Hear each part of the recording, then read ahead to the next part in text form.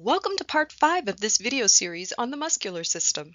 This is the third video in which we'll explore exactly how the nervous system stimulates skeletal muscles to contract. The focus here will be on how the actual muscle contraction happens. By the time you get to the end of this video, you should be able to explain what happens during the latent and periods of contraction during a muscle twitch. You should also be able to explain how action potentials trigger the sliding of myosin and actin filaments, and you should be able to list the steps of the cross-bridge cycle. Let's get started. In my last video, we talked a bit about excitation-contraction coupling, and I focused on the excitation part. Remember, we talked about how an action potential is triggered in a muscle cell. It travels along the sarcolemma and down the T-tubules. And I kind of mentioned at the end of the video that this is going to lead to the sliding of actin and myosin, and this is what's going to give us a contraction. Now we want to look at that in a bit more detail. The first thing I want to do is present you with this. This is a myogram, and what a myogram does is it kind of graphically displays what happens during a muscle contraction. What you're looking at here is actually a graph of what happens during a muscle twitch. A muscle twitch is kind of the smallest contraction that you can have in response to an action potential. So on the x-axis here we have time, and on the y-axis here we have tension. So tension is basically the force that's generated in a muscle cell or in a small muscle during a contraction. So within the first few milliseconds before a muscle cell actually contracts, we have something called the latent period. And in this figure is represented by a kind of dark blue strip on the very far left side of our graph. During the latent period is when that motor neuron sends its action potential down the axon to the axon terminus. Acetylcholine is released, and then that acetylcholine binds the acetylcholine receptors in the muscle cell and triggers the action potentials. This is what we're talking about when we are talking about activation and excitation. So the latent period of contraction is the time between when your action potential starts in the muscle cell and the very beginning of contraction. So what happens during this latent period exactly?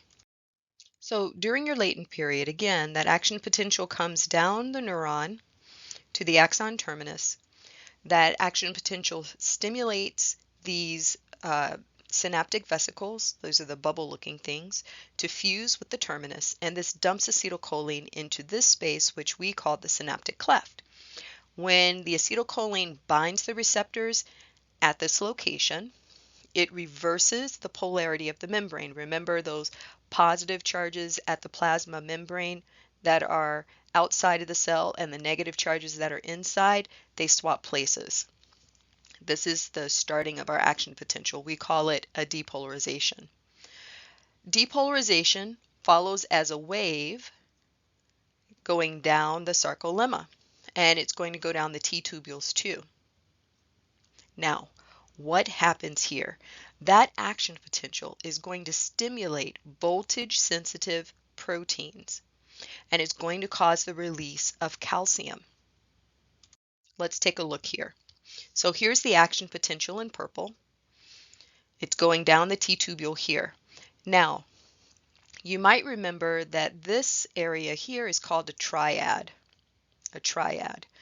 This blue bump here and blue bump here, these are what are called the terminal cisterna of the sarcoplasmic reticulum. Remember, your sarcoplasmic reticulum is a specialized type of endoplasmic reticulum, smooth endoplasmic reticulum, by the way, and this smooth endoplasmic reticulum stores calcium. So as the action potential comes down the T-tubule and remember this is a voltage difference, it stimulates these voltage sensitive proteins here. These are called foot proteins. These foot proteins change their shape And when they do that, they cause the release of calcium. So this is like a little channel here that controls the flow of calcium. These open up and calcium begins to flood out of the terminal cisterna of the sarcoplasmic reticulum. So the red dots that you see, those are the calcium ions. Now, while we're on this close-up image, notice kind of the orientation of everything. Do you see these blue strands here? Do you remember what those are? Those are the actin filaments.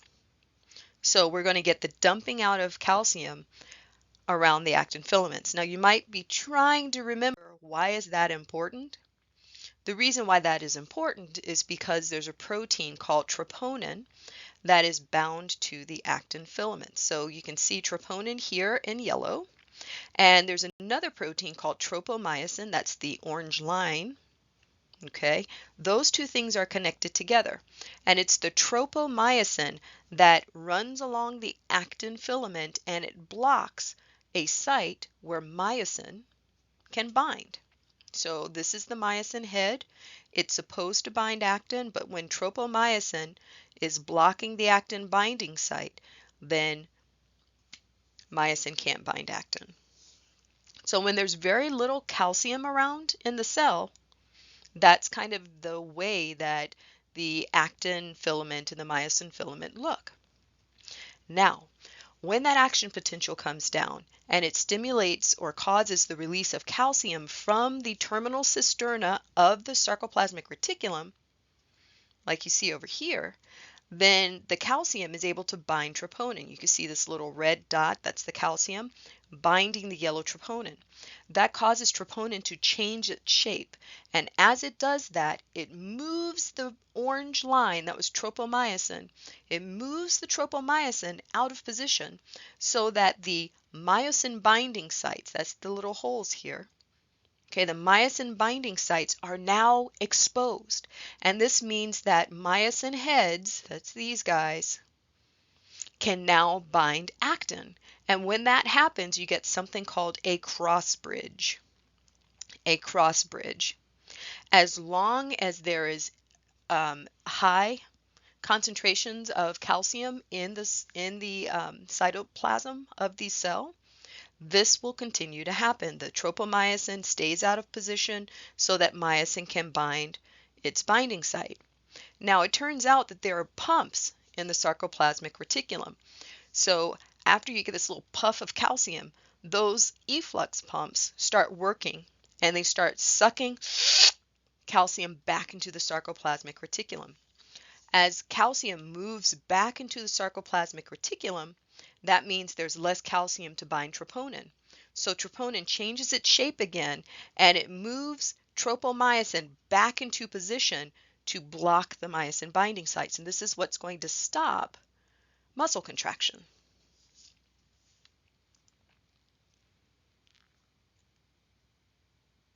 Now let's put the pieces together. On the last slide, I told you that when calcium is released from the terminal cisternae of your sarcoplasmic reticulum, that calcium can then bind a protein on the actin filament called troponin. Troponin changes its shape and moves tropomyosin out of the way so that tropomyosin no longer blocks the sites where myosin heads can bind. When that happens, the myosin head, that's the structure that looks a little bit like a golf club here, the myosin head can actually bind the actin filament.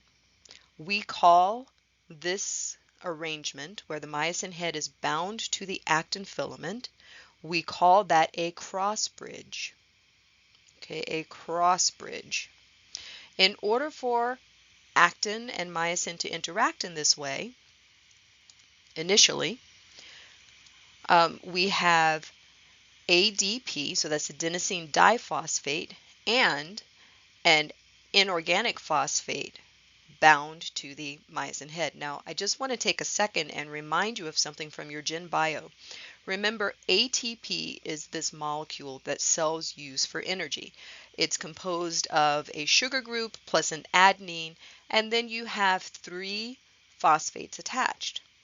When the cell needs energy, it adds water to this molecule. It's called hydrolysis, and the molecule breaks down to become ADP plus an extra phosphate like you see here. So the molecule loses a little bit of energy, and that energy is used to drive chemical reactions in the cell. Okay, so this picture, by the way, is not my picture. This comes from Khan Academy. It's a really awesome picture, which is why I'm using it. What do you need to remember?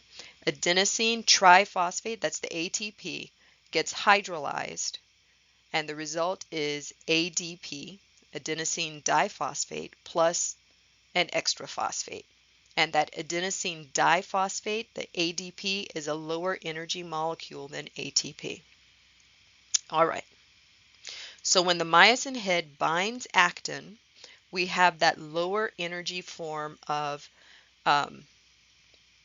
ADP bound to the head. I want you to notice that when ADP and the inorganic phosphate are bound to the myosin head, the head has a particular position. It looks kind of like this. Okay. In the next step, we're going to have something really interesting happen. That myosin head changes its shape. So notice that instead of the molecule being almost vertical, it actually has quite a strong angle in it. Now, this is right here. That is called the power stroke, or sometimes it's called the working stroke. Because myosin is bound to actin, the actin is actually going to move when the myosin head cocks like this, okay, or goes into this position. At the same time as this is happening, that ADP and inorganic phosphate, they get ejected. With the ATP binding site now free, because the ADP and inorganic phosphate are gone, with the ATP binding site now empty, ATP can come in and bind the myosin head. When this happens, it causes myosin to actually detach from actin. Okay. The second thing that happens is that we're going to get hydrolysis of that ATP back to ADP and inorganic phosphate, and this is going to change the position of the myosin head again. If the myosin binding site on the actin is free and empty, meaning it's not blocked by tropomyosin, then this myosin head can again attach to the actin molecule. Once that happens, we are back at step number 1 here, where we have a cross bridge. Okay, you remember what happens after we form the cross bridge? Right, the myosin head cocks, giving us this working stroke or power stroke that ejects the ADP and inorganic phosphate with the site, the ATP binding site, now open. ATP comes in and binds. This causes the myosin head to detach from the actin. Then we get hydrolysis of the ATP to make ADP again. This changes the position of the myosin head, and as long as tropomyosin is not blocking the myosin binding site, then the myosin head again attaches to actin, and we get another cross bridge. And so this is called a cycle because the steps just keep happening over and over and over as long as there's enough calcium in the cytoplasm to keep tropomyosin from blocking the myosin binding site.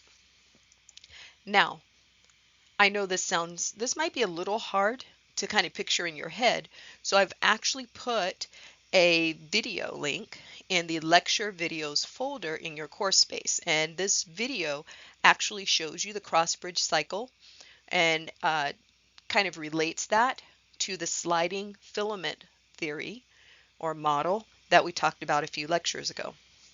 So I highly, highly recommend that you go to the lecture videos folder, find the one that says something about the cross bridge cycle, and watch that video so you can see how these steps cycle over and over and over again.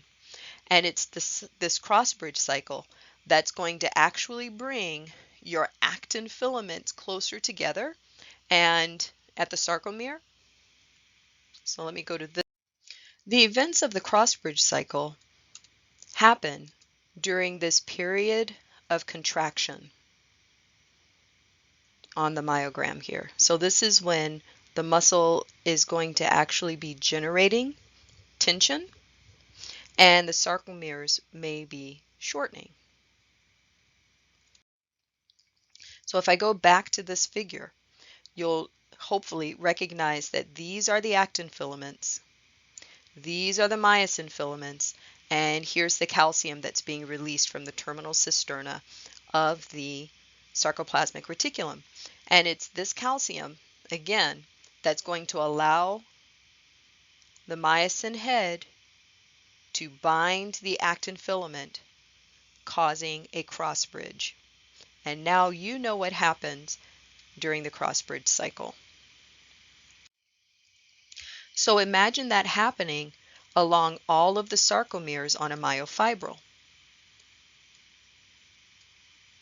We can generate a small amount of tension, but don't forget that what's triggering this cross bridge cycle is the initial release of acetylcholine. And that initial release of acetylcholine is coming from an action potential. So there's an action potential in your neuron. It gets transmitted to an action potential in the sarcolemma of your muscle cell. And remember, you have the T tubules that are going to bring that action potential into the cell. So we're getting these cross bridge cycles not just happening in one myofibril or one sarcomere, but rather it's happening across many of the myofibrils inside of the cell. And we can expand this, as you'll see in the next video, to not just one cell, but multiple cells within a muscle. And this is what's going to allow our muscles to generate enough tension to allow us to do work and move our bodies. So in this video, I explained what happens during the latent period and the period of contraction. Remember, during the latent period, we have all the action potentials being generated, and during the period of contraction, those action potentials stimulate the release of calcium, and the calcium causes the sliding of the actin and myosin filaments, which generates tension. We also talked briefly about how action potentials trigger the sliding of the myosin and actin filaments, and we talked about the steps of the cross bridge cycle. All of this material could be on your next exam, so you want to spend a bit of time making sure that you understand what's going on. In the next video, we're going to stop looking at muscle contractions in a cellular sense, and we're going to look at the activity and the functions of entire muscles. I look forward to seeing you there. If you have any questions, feel free to reach out to me. I'm more than happy to help you with this.